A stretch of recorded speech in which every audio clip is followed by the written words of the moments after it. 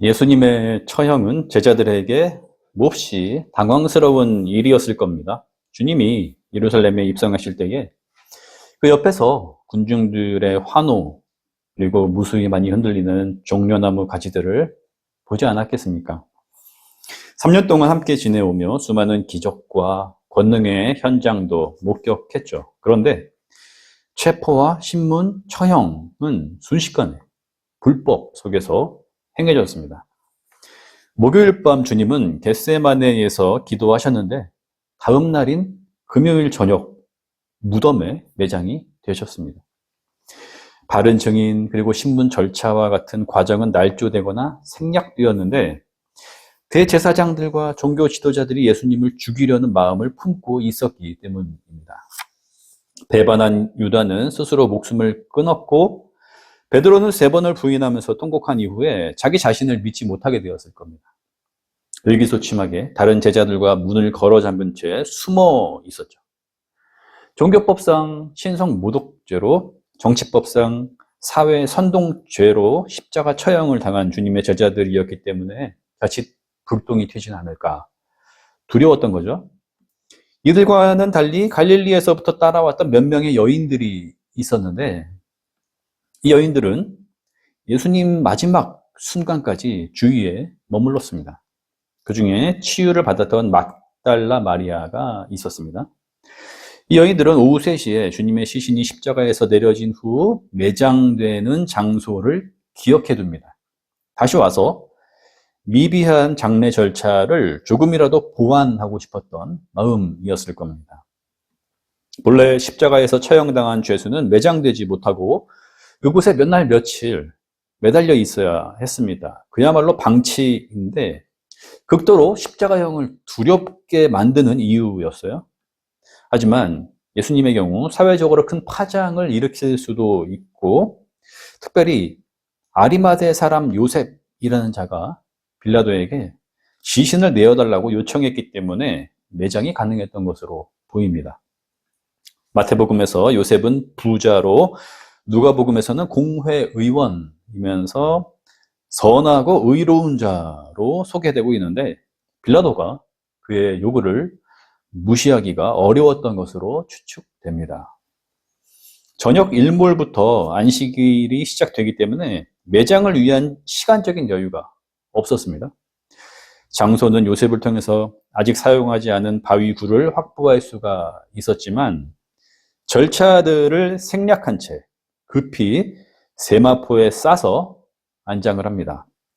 때문에 여인들은 미처 사용하지 못한 향품이라도 바르려는 생각을 했던 것이죠. 큰 돌로 입구를 막았습니다. 종교 지도자들은 빌라도에게 요청합니다. 제자들이 와서 시신을 훔쳐간 후에 죽은 자가 마치 부활한 것처럼 꾸며댈 수도 있으니 병사들이 지킬 수 있게 해달라는 것이었습니다. 정작 제자들은 무서워서 숨어버렸는데 쓸데없는 걱정을 한 셈이죠. 안식 후 첫날 아침, 지금으로 보면은 주일 새벽이 됩니다. 이 시점의 부활 기사가 복음서마다 등장인물과 맥락의 차이가 조금씩 있는데 오늘은 요한복음을 따라가며 막달라 마리아의 모습에 포커스를 맞추겠습니다. 마리아는 이른 아침 혼자서 무덤을 찾아옵니다. 무서움을 느꼈을 테지만 그보다 주님을 향한 사랑의 마음이 컸을 것이고 그 죽으심으로 인한 비통함이 처절했다고 봐야 하겠죠. 그녀의 눈에 처음으로 들어온 것은 돌이 무덤에서 굴려졌다는 점이었어요.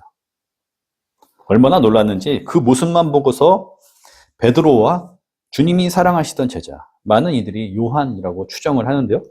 이 둘을 향해 다름질을 합니다. 도움을 요청하기 위해서였죠. 그녀는 두려움과 걱정에 압도되었을 겁니다.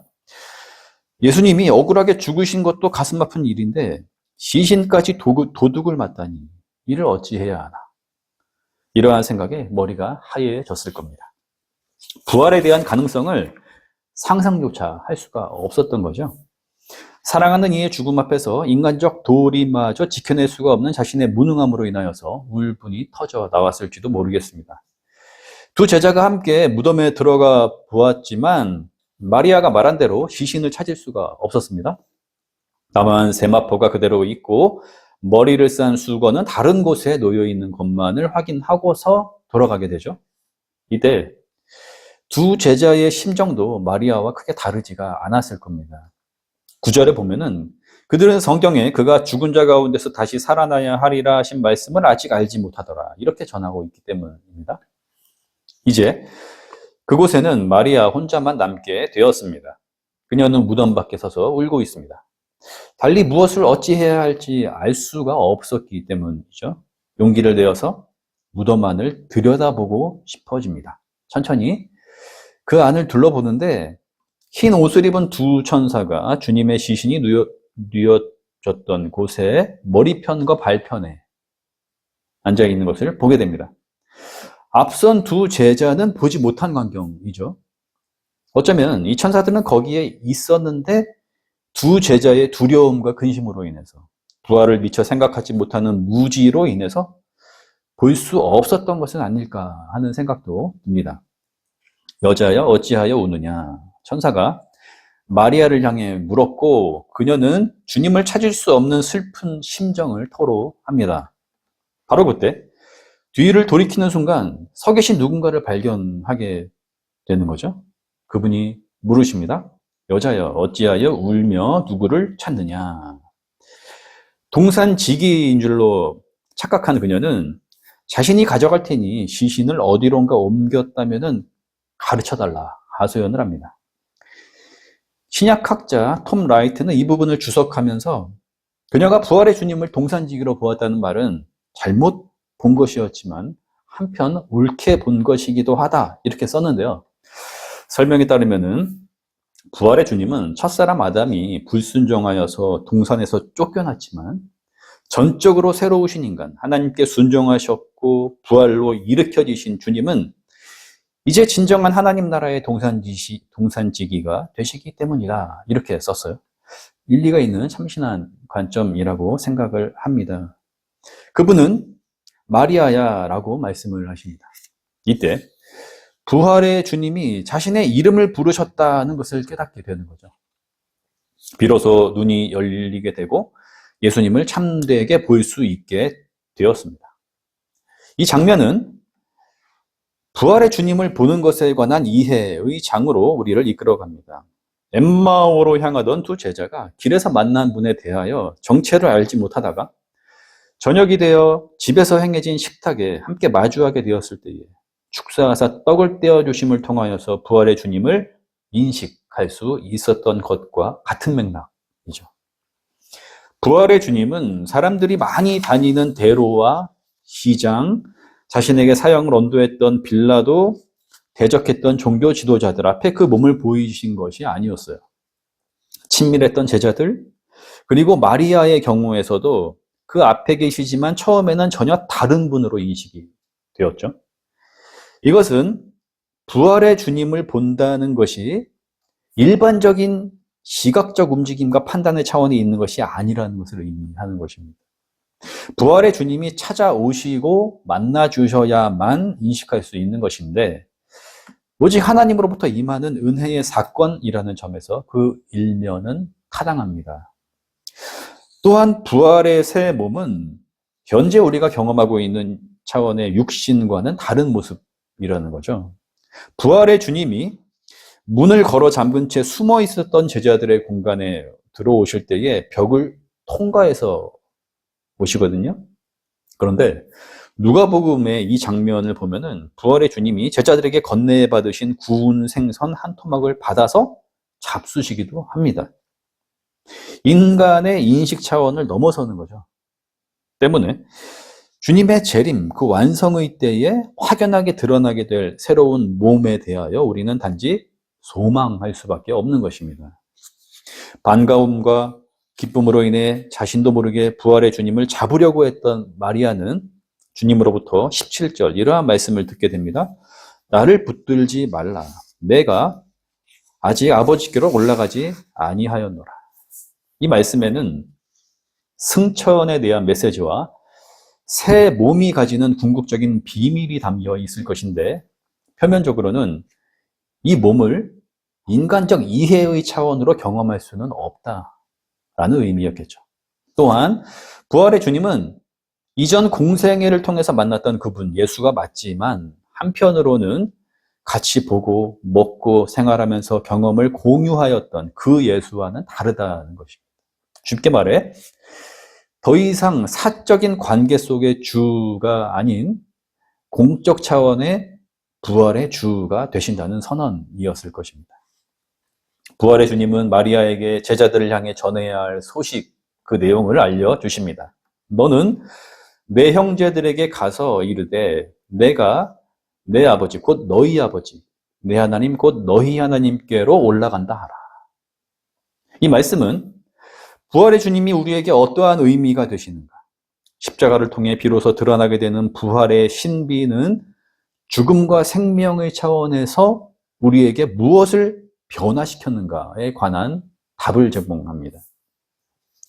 주님의 죽음은 제자들에게 절망적인 사건이었고 자신들의 인생에서 가장 아름답고 행복했던 어쩌면 화려했던 시절은 이제 다 끝났다고 내 인생은 죽은 것과 다름이 없으며 나 또한 언젠가 이렇게 살다가 죽게 될 것이라고 비관하게 되었을 때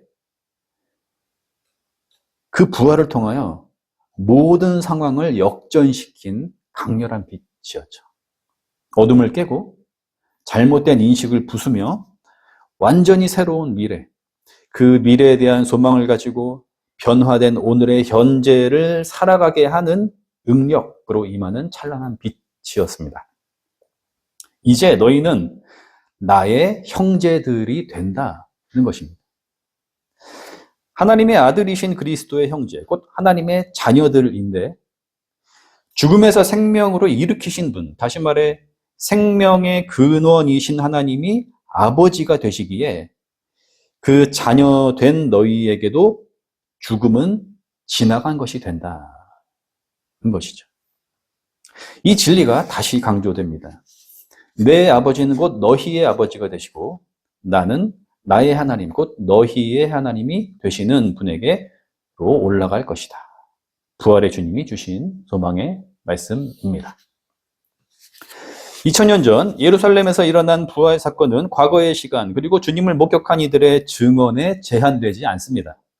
기독교는 부활 신앙에서부터 비롯되며 그 시작점을 통해 우리는 성탄의 기쁨도 주님 공생애의 말씀도 만나게 되고 하나님 나라도 발견하게 됩니다. 오늘을 살아가는 그리스도인의 삶이란 부활 신앙이 그 중심이 되어 일상으로 능력이 퍼져나감을 의미하는 것이죠.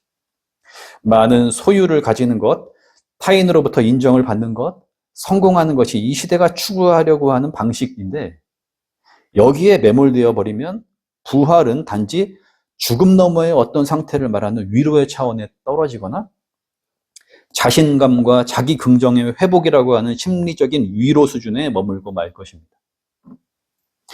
예수 그리스도를 믿는 신앙인이라면 우리는 부활을 믿는가? 그 소망으로 오늘을 살아가고 있는가 물어야 합니다. 여기서 나가 아닌 우리라는 용어를 쓴 것은 교회 공동체적인 고백의 길로 나아가야 함을 강조하기 위함입니다. 이러한 물음이 구체적으로 무엇을 말하는 것인가 쉽게 잡히지 않을 수가 있어요. 다음에 세 가지 물음으로 바꾸어도 되겠습니다. 부활 신앙을 믿는 우리는 앞에 있는 타인 또한 그리스도의 부활을 통하여 새롭게 변화된 사람임을 인정하면서 대하고 있는가? 부활은 곧 생명인데 그렇다면 우리는 생명을 살리고 생명을 존중하는 일에 삶을 기울이고 있는가? 부활 신앙은 그 첫 열매이신 예수 그리스도 안에서 누리는 영광인데 그렇다면 우리는 자기 집중에서 벗어나 주님의 말씀을 신뢰하는 데에 힘쓰고 있는가? 본문의 마리아는 부활의 주님이 자신의 이름을 불러주었을 때에 두려움과 불안과 무지에서 벗어나 참되게 볼 수 있게 되었고 사도들에게 나아가 내가 주님을 보았습니다 라고 증언할 수 있었습니다. 삶의 바쁨이나 고단함으로 인해서 주변이 낯설게 느껴질 때에 무언가를 이룬 듯 자신만만한 날들을 지나간다고 여길 때 하나님이 멀리 계신 것 같아 막막하기만 할 때에 마리아가 선 그 자리, 그곳으로 우리도 나아가 부활의 주님을 대면합시다. 그리고 불러주시는 따뜻한 그분의 음성을 들음으로써 영원한 사랑의 확증 받기를 소망합시다. 그 자리는 세상의 모든 가치들을 뛰어넘는 하나님의 샬롬, 곧 영원한 은혜와 자유가 보장된 현재가 허락된 자리요. 불안하거나 두렵지 않은 미래, 곧 생명의 근원이신 하나님 안에 우리가 존재하고 있다는 약속의 복음이 울려 퍼지는 자리임을 믿고 신뢰하는 자는 복이 있습니다. 모든 시각에 뛰어난 하나님의 평화가 그리스도 예수 안에서 우리의 마음과 생각을 지키실 것입니다. 아멘.